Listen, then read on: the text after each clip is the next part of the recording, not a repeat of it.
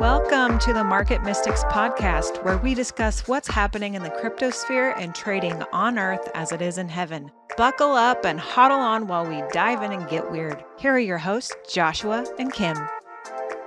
Good afternoon, everybody. Welcome back. It's Thursday. We have some exciting personal stuff going on, some exciting business stuff going on. But we are excited for today's episode. What's going on, Kim? You always ask me this and I never know how to answer. I know. Every time I ask it. You would think that I'd be more prepared. I'm just not. There's not a lot going on today. We do have some exciting business things happening. I will tell you, this is not having to do with this podcast, but it is having to do with podcasts. So this afternoon, we're meeting with some people that could be a step in the right direction of something that I'm just going to continue to be vague about. So Fair. Fun. I'll just say this. You might see a different background if you watch the video on my video soon. That's what I'll say. Perfect. There we go. I think that's vague enough. That is vague enough. But it's enticing. Keeps the people interested. Definitely. You know what I think I should do for all of the video watchers?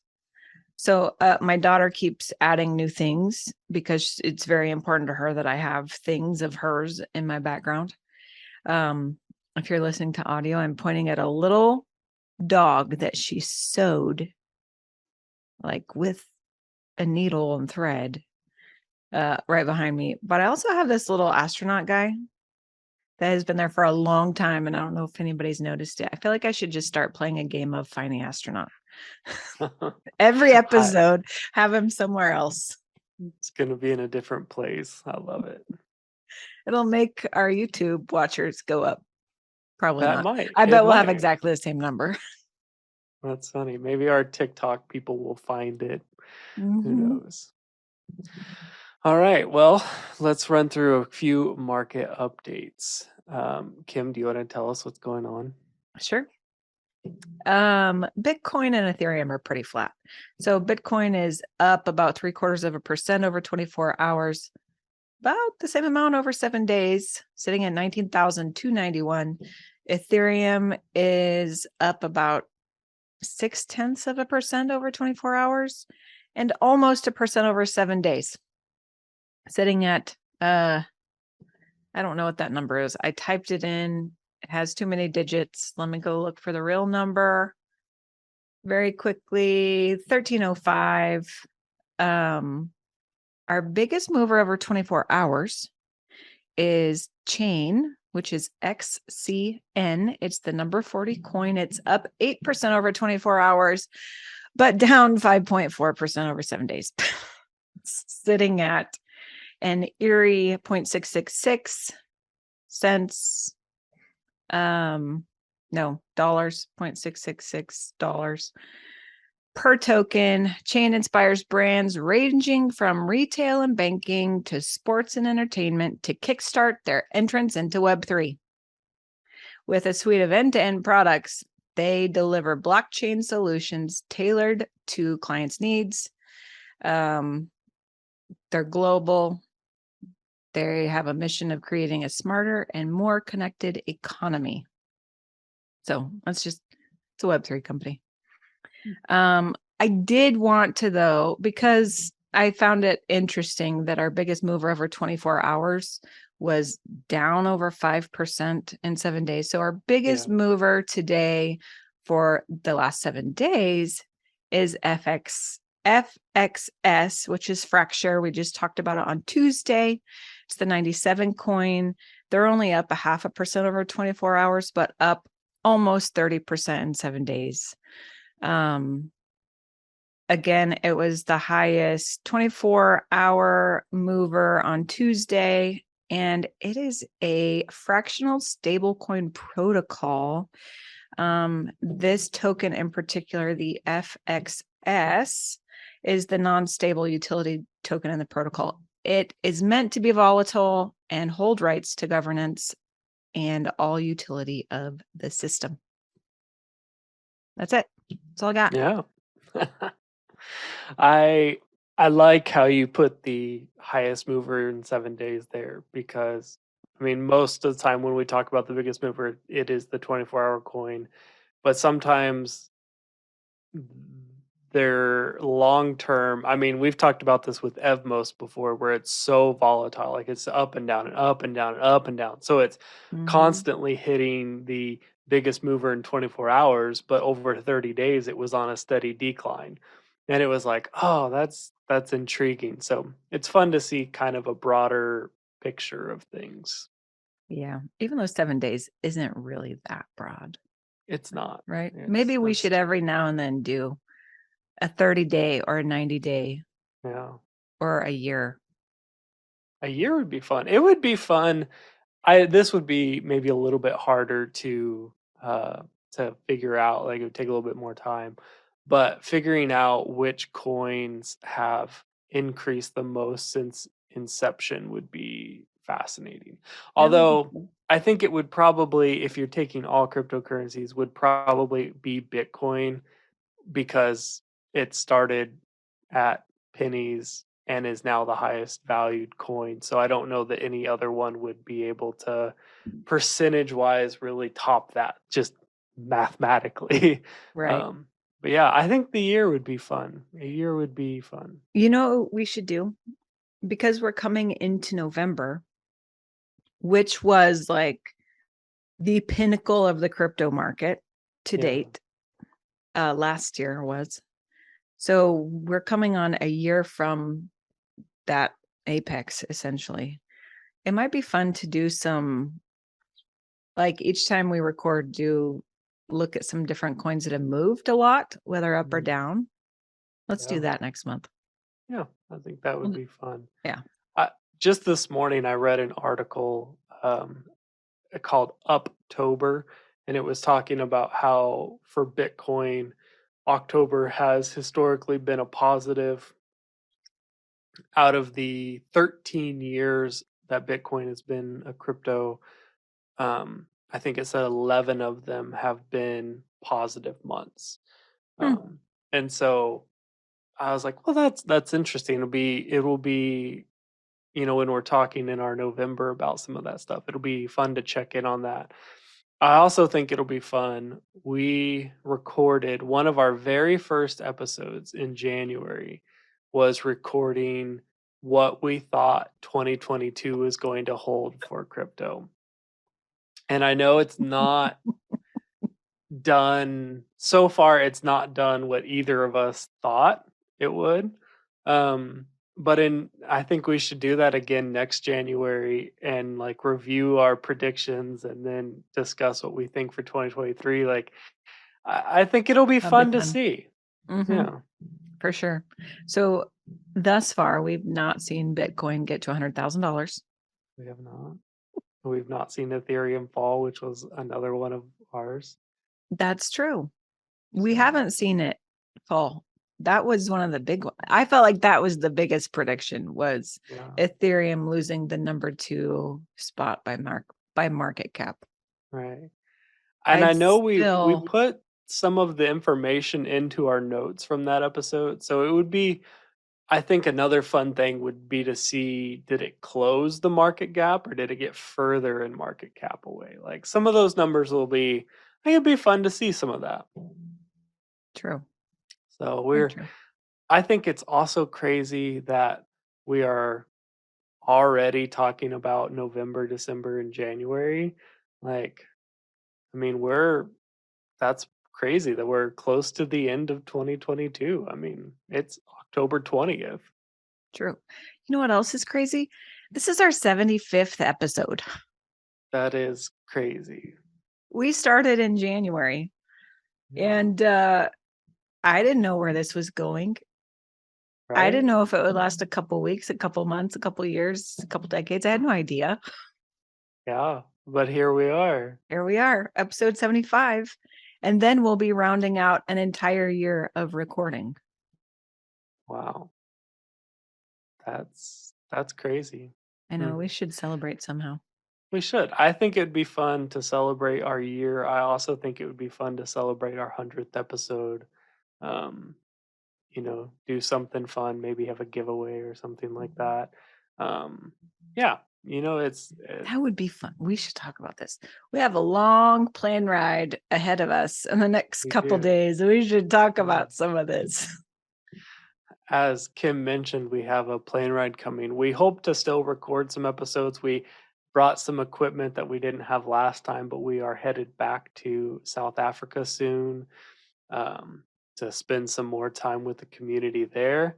And so over the next 2 weeks, we may not be as consistent as we sometimes are, but we're hoping to be more consistent than we were last time because we have some recording equipment that hopefully will help solve some of the technical issues we had. It was a mess last time. It was It a was disaster. I I think we did one of our episodes. We were sitting on the corner of this bed, sharing a microphone back and forth because we could not get both to work at the same time. Uh-huh. It Yeah. was, Tough going. yep, true. Well, do you want to introduce the topic today? Sure. Yesterday. Okay, we've talked about this before. There's a certain newsletter that I really enjoy. It's from Uphold. They send out a daily newsletter on the crypto markets.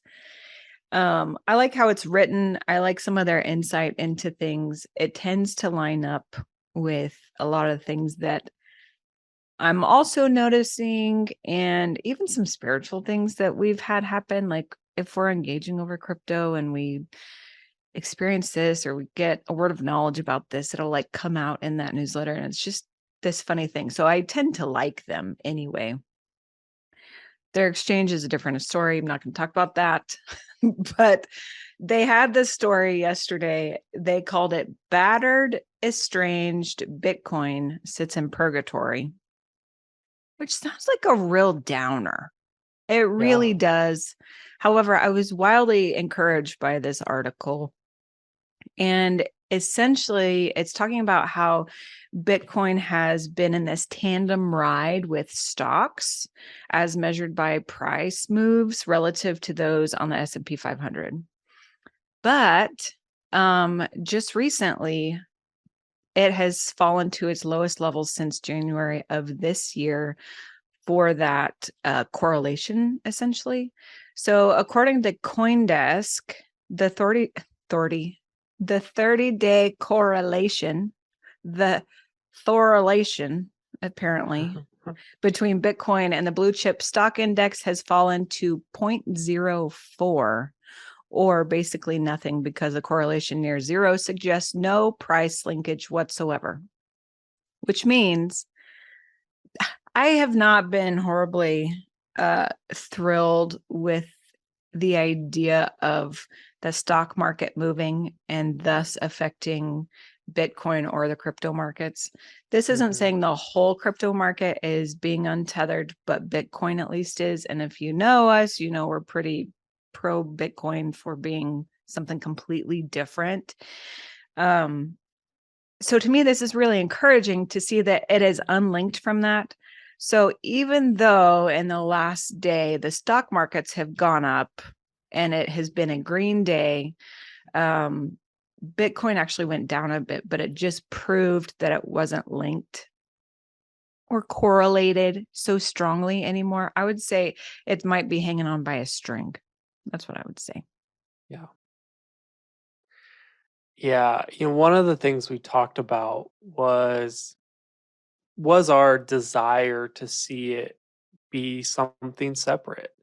And I told Kim before we were recording, I said, if it's correlated, to me, that shows that institutional buyers are treating it exactly the same way that they're treating Apple or Tesla or any other major stock. But if it's not correlated, but institutions are still involved in it, then that to me shows that they're treating it like a different type of asset, which it is. Mm-hmm. And I think it should be treated differently. We've talked a little bit about crypto being used as a currency. And I think, or I'm sorry, let me rephrase. We've talked about Bitcoin being used as an alternative currency. And for that to really happen, I think it has to not be traded like an investment tool to buy and sell and trade just for profit. I Right. mean, not that it won't, not that it will forever not be traded like that. I mean, there's still people who trade, who do forex trading, who trade currencies back and forth when one's up and one's down. So that might always be a aspect of Bitcoin, but it isn't the primary way that we interact with the dollar or the pound or the euro. It's a it's a side piece that for some people is kind of a game. And I think that for Bitcoin to be legitimate, it can't be traded as a just an investment tool. It Right. has to be treated more like a a currency. And Mm-hmm. so it's encouraging to me to see it stepping away from that. And I know this article's intent was to say, "Oh man, what's happening? It's not following the same way." Like that was the intent of the article, was it wasn't in a positive light, but I read it in a positive light. Like we were talking about, I was like, "Wow, like this actually seems like a good thing. Like we're happy about this." This And is encouraging news.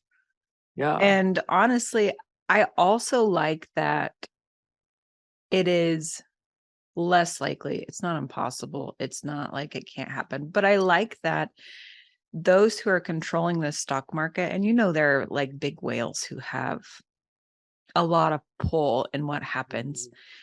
that if it's not so linked, if they pull on the whole market, that it won't necessarily affect Bitcoin. And I like that. Yeah. Again, I think Bitcoin is intended to be something different. I think it's intended to be independent of the already established markets that are out there. I just don't think it's the same. Yeah. Yeah. And you're right. There are big whales that exist in the traditional finance world. There's big whales that exist in the crypto world. Like one of Mm. the things I was looking at this morning was talking about a Bitcoin whale who transferred $940 million worth of Bitcoin out of Coinbase, which I thought was significant. Like he didn't sell it, he just took it off their platform. I also like Um, that. and that's a curious thing because we've talked about before. Actually, just our last episode was talking about who has your keys. Mhm. Like whoever has the keys owns the crypto. If your money is just on an exchange, that exchange controls your crypto. They have your keys. Yes. And so it's curious to me, and this particular article didn't say where he moved it. Maybe he moved it to Binance. Like I really don't know. But moving that amount off a platform. And the significant thing about the article was it was what they were calling like sleeping Bitcoin, because he had um, he hadn't touched it since 2011. So it had sat on the Coinbase platform for 11 years Wow. before he moved it. And that's a significant deal for him to just, whoever this person, individual is, for them to have Bitcoin sitting for 11 years and then to decide, I want it in a different location. Right. That's significant. There's a reason that happened. And it's said it was 940 million right now, but we're at what? A third of the all-time high. So I mean Mhm. that means that person held that through having like 2 point $7 billion or something like that. Like that person is invested in Bitcoin. That's true. They're invested Or in Bitcoin, not in dollars. That's significant. also, what if I'm just spitballing here and being a little ridiculous, but what if it is the pizza guy who took the Bitcoin for the pizza? That would be Forgot that fun. he had it and then was like, oh, I do have a Coinbase account. Let me go check. Oh my gosh. It would be Holy close crap. to it would be close to that. I think the pizza was 20,000 Bitcoin or 40,000 I Bitcoin. don't know. We should It, I'll look it up real it was quick. something like that. This person transferred 48,000 Bitcoins. You know, 48,000. I'm I'm still hoping that in another dimension, Josh thought Bitcoin was a good idea and bought Bitcoin when it was pennies and hid the flash drive with the keys on it for me to find in this dimension. Like, somewhere I'm still hoping that's the case. That's so funny. It was 10,000 Bitcoin for 2 large pizzas. Oh, okay, I was way off. We were way off. Obviously, that was a bit ridiculous, but what if it's somebody who just had it from way back, didn't think it was worth anything, and then happened to stumble upon it again and was like, oh crap, I really got to keep this safe. Yeah. Yeah. Then they Google, they're like, how to keep my cryptocurrency safe.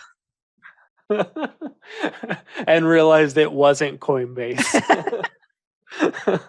That's funny. Another thing that I wanted to bring up today was this week. I think it was this week. This article was written 2 days ago. Bitcoin was added to the Guinness Book of World Records as the first decentralized cryptocurrency. And I think that that's significant. Like, I mean, I know the Guinness Book is not like totally news or whatever, but it is a historical document.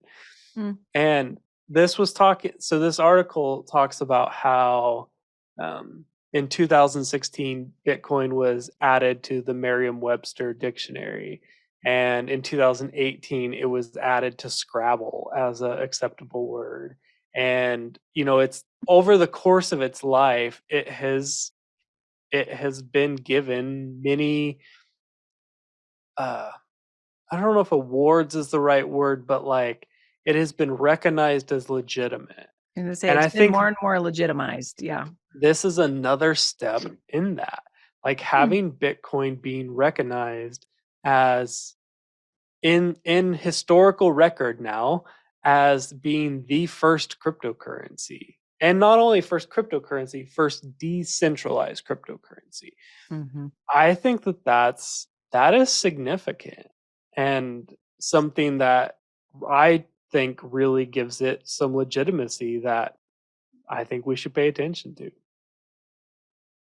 Agreed. Agreed. I think I've said this before. I'm just going to be redundant. I think some of that, though, it's a really good reflection of how the world is viewing it. Like it is seeing it as more and more legitimate. But I also think this is why governments are scrambling more and more to get regulation on it, is Right. because I think It's in the gaining. beginning they thought it was funny money. It's like carrying around monopoly money and they were like, oh, yeah, Bitcoin. Yeah, don't pay that prince who says that they whatever, right? Right. With the spam emails. But now they're like, oh crap, this is a real thing. Oh, people actually view it as an alternative option to government issued fiat. Oh well, we've got to do something about this. I can Hmm. only imagine the scrambling that's happening in these governments. They seem so very calm and collected about it. But I don't think they are. Honestly, I think they actually see it as a threat. Not that it's not going to like overthrow a government. I don't think it's actually like a threat to national security or something like that. But I do think it's a threat to the status quo Hmm. and a certain group of people holding all the power financially in the world. And those who hold the power will obviously fight to retain that power. I think that's true. Yeah. There's throughout all of history, there's always a power struggle and a control that goes on. And anytime something's challenged, that it's usually tough. And again, like you said, I don't think Bitcoin is this like is in and of itself this thing, but it challenges what's there, and I think it provides utility that could enable change. Hmm. It may not be the change itself, but it could give utility to change. Agreed. And I don't know if you know this, most people don't like change. That's true. This I'm is not one true. of those people. I thrive with change. It is Yeah. a very good thing for me. But not everybody loves that. I have a history of managing an office. And let me tell you, if there was ever any change, it was like freaking World War III in that place. Like people Yes. are melting down. People can't handle it. Like serious, not okay. And it might just be like you get a different phone. I don't know. Like not everybody's okay with change. I have learned this for sure. Yes.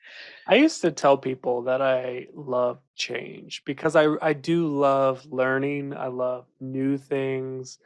Um, but the past 2 years have been almost nothing but change, and it's been challenging. Like it's been tough. So Mhm. I think I have gained an appreciation for Stability. like what I used to consider was fun change. I'm realizing there's levels of change. That's true too. That is true. Yep. Yeah. Well, I don't know. I think it's good. I think it can be good. It can be bad. I think some abrupt changes without proper ability to prepare can be even harsher than those that are coming. Um, but I also, again, the whole thing with Bitcoin is I think it is something that can run parallel and be there as the safety net Yeah. when and if other things tank, Hmm. but I also appreciate the innovation. I think that's at the root and the core of my um thriving on change. I think it's because I really appreciate innovation. I like living life in stair steps and just continually going on to the next thing. Like we're continually building on what was before to move on to better things. So I think that's where I come from. Um, I've also had change though that has been jarring and like sends you down that flight of stairs almost. Yes, Yeah. exactly. I think it's a difference between like outside change and like core foundational change that can make a big difference. And honestly, Bitcoin stepping in as a currency for a lot of people is a core foundational change in how they have ever interacted with money. And it's scary for a lot of people. And so, I think you and I have been being prepared by Father for core changes that are coming Hmm. because that's what's been happening in our life. It's foundational to what's happening in our life. And I think that will better prepare us to handle core changes in society. That's true. I do have to say this about that because I think this is a really good point. I think Father's been preparing for a long time for this. I will say it's probably been a decade that since he started working with me with foundations being shaken. and preparing for foundations to be crumbling. And like in the very normal sense of that, this is not horribly existential, but it's like he has been showing me for a decade, like, here are systems. I'm starting to shake things up. They're going to start to shake, and then it's going to start to crumble, and then it's going to start to fall. But with him, it doesn't have to be devastating. And I think that also helps for the transition. Like, seeing this as an upcoming change. Like, if we talk about, like, we kind of tiptoe around it sometimes. If we talk about potentially the dollar crashing and becoming worth nothing, which is currently the king currency, the whole world measures things against it, except for maybe China sometimes. But if we talk about that, that could be devastating for so many people. However, if you have the Lord, the Father, preparing you for that and saying, I'm in this. Hey, I've got this. This is for the advancement of the kingdom. This is actually a good thing. It gives you a different foundation to like be leaning on, so that when the others start to crumble, then you're not just left with nothing. No. Yeah. Yeah. And a little bit of a comparison between how Bitcoin is detangling from the normal stock market. I think Father has been preparing people slowly to detangle from the systems that they've known and stand alone on their own, on his foundation of things. Not saying Bitcoin is his foundation, but I'm saying in a similar fashion, I think there are good reasons to compare those two. Absolutely. Cool. All right, guys. Well, thank you for joining us today. We will not be recording on Monday because we will be traveling, but we hope to get a couple episodes out next week, anyways. True We'll stuff. see you then. See ya. Thank you for listening. Join us every Monday and Thursday as we discuss trading on earth as it is in heaven. If you want to connect further, follow us on social media at market.mystics for Instagram and TikTok, and search for Market Mystics on YouTube and Facebook. If you still need more, follow the link on Facebook to book a coaching appointment. Until next time, see ya.